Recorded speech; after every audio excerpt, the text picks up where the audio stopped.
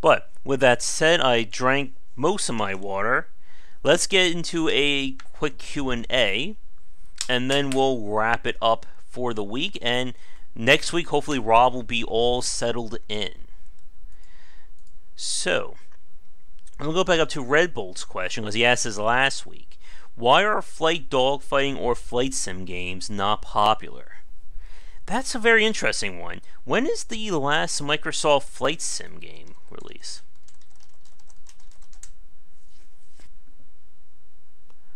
Let's see. The last one. Really, that can't. Is that right? Okay.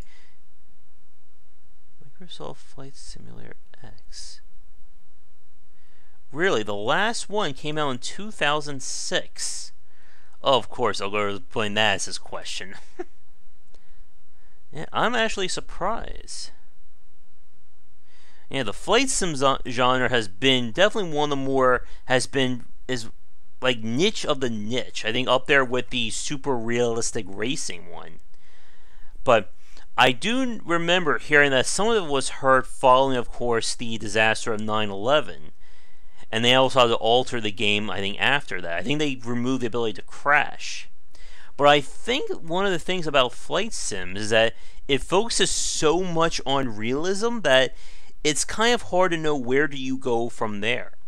Now, I'm sure there are people who are making more or making mods or trying to keep things going like that, but I guess it's one of those genres where once you get one game out, why do you keep doing that? Now, dogfighting, that is one we've seen a lot of attempts at bringing that into the mainstream. Crimson Skies. I'm trying to remember a few other ones. The Ace Combat series, I think you mentioned that last week as well. No, I have not. That's a really good segue, though. I think another thing about flight sims is that it reminds me a lot of the space sim genre, that it kind of comes with a technical curve to play them.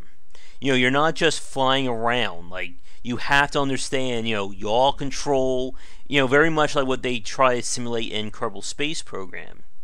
Now, trying to get one for the casual audience, I don't know. If you make it too arcadey, then you lose the real attraction of playing those games. But if you make it too demanding, then they're not going to want to try and learn it. I think that's another genre that really could use a polish and quality of life pass to try and make it more appealing to that first time experience. It's what we said before about space sims, that so many of the space sim games, like the highest examples of it, are almost incomprehensible to new players, similar to Dwarf Fortress. And what we've said before is, and actually that's a really good point, so many developers have tried to make the casual Dwarf Fortress game. We've seen this before with... Man. Oh, I won't get to that point in a second, but keep with my thought here. We've seen developers try and repeat the success of Dwarf Fortress. And the thing is, the tagline, Dwarf Fortress, but accessible, would probably bring in a whole lot of people to play that game.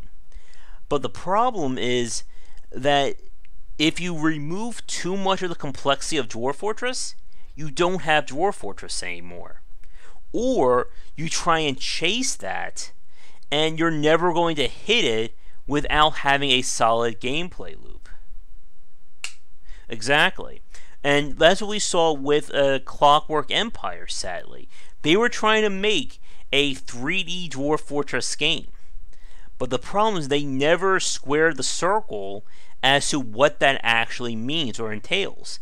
And we've talked about this time and time and again, that it was always 2 steps forward, 3 steps back. They can never figure out just what their core gameplay loop is without making it too demanding, but also without making it too simple. Because they pissed off fans when they try to simplify some of that design. And the thing is, as you said, Eduardo, a simple Dwarf Fortress is not a Dwarf Fortress game. You need to have complexity. There has to be enough depth and variance design, or you're not going to get people to play it. What was it? Crap. Space Base DF9 by Double Fine is their biggest failure as a studio.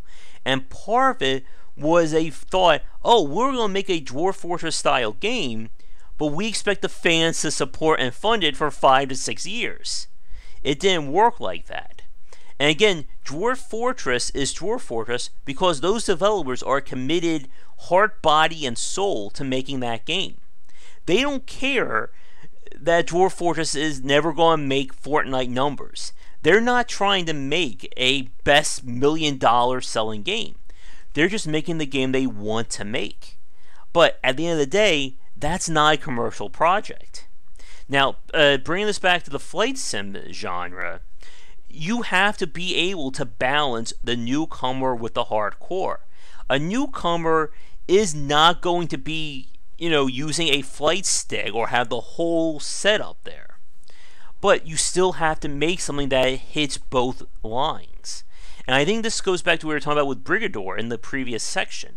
That he left the advanced controls in, but he also realized he needed to make them simple for new players as well. And at the end of the day, you have to be able to balance your fan base with getting new people in. And this is why the best games, and this is actually a good segue into El Gordo's topic, the best games realize that just because I'm going to have hardcore fans play my game, I still need to be open to new or mid-tier players as well. Because that's going to be the biggest pool of people. If somebody new loads up your game and they are immediately turned off, that is a lost fan that you will never get back. But this is why so many of the games that we've played and we've loved are about a very short, engaging gameplay loop. The Binding of Isaac, which I am very sure Foreign and El Gordo are well aware of, is not a game that's designed around a 100-hour playthrough. It's 30 minutes to an hour long chunks that are laser focus for everybody to enjoy. And then you're going to play that again, and again, and again, and so on until you have 100 to 500 hours of gameplay, but it's split into those chunks. So, getting back to your question, Red, about a flight sim, it has to balance those two sides.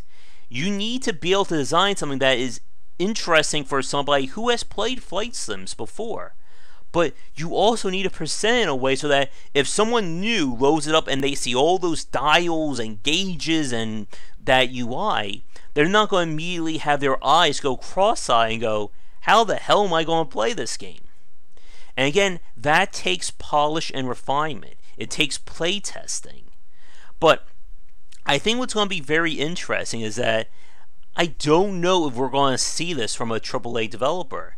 I think this may be a case where we're going to need an indie developer to make that their passion project. We need the Stardew Valley or the Dwarf Fortress of flight sims. Let me see here. What was the last Ace Combat game release? According to this,